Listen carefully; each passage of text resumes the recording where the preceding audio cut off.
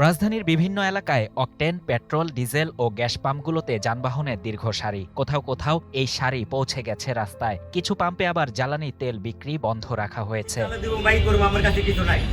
শুক্রবার সকালে রাজধানীর বিভিন্ন এলাকার পাম্প ও জ্বালানি বিক্রয়কারী প্রতিনিধিরা জানান, বেশিরভাগ ক্রেতাই ট্যাঙ্ক পূর্ণ করে তেল গ্যাস নিচ্ছেন। এতে পাম্পগুলোতে জ্বালানি তেলের রিজার্ভ কমে গেছে। সকাল 10:30 থেকে বেলা 11টার মধ্যে বেশ কয়েকটি জ্বালানি তেল বিক্রয় কেন্দ্রে সাময়িকভাবে বিক্রি বন্ধ রাখতে দেখা যায়। এছাড়া কয়েকটি পাম্পে খোলা ড্রাম বা বোতলে ডিজেল বিক্রিও বন্ধ।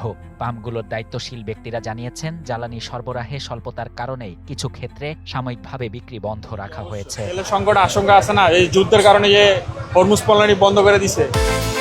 বিকাশ পেমেন্টে 10,000 টাকার বেশি অফার। শপিং চলছে তো। তেল তো বাড়তে পারে, প্রাইস বাড়তে পারে, তেলের সংকট হতে পারে, তার জন্য সবাই ফুল ট্যাঙ্ক নেওয়ার কারণ জানতে চাইলে এক বাইক চালক বলেন, আমার রোজগারই হয় বাইক চালিয়ে। তেল না পেলে বাইকে যদি বন্ধ থাকে আমার সংসার চলবে কিভাবে? অনেক বাইকার বলছেন 500 টাকার বেশি তেল দিচ্ছে না পাম্প। অনেক ক্রেতা তেল না পেয়ে অভিযোগ করছেন তেল মজুত করছে পাম্প মালিকেরা। তেল মজুত করতে কিছু নাই, ট্যাঙ্কিতে যতটুকু আর এর বেশি তো কেউ নিতে পারবে না। এমন না যে কাউকে গ্যালনে বা লিটার হিসেবে দিয়ে দিচ্ছে।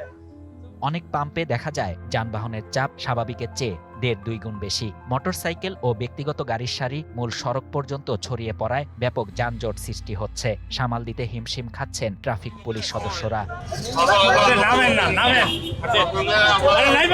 বিপিসি চেয়ারম্যান জানান, জ্বালানি তেলের পর্যাপ্ত মজুদ রয়েছে। জনগণকে আতঙ্কিত না হওয়ার অনুরোধ করব। শুধু চলতি মাস নয়, আগামী জুন পর্যন্ত তেল সরবরাহ নিশ্চিত রয়েছে।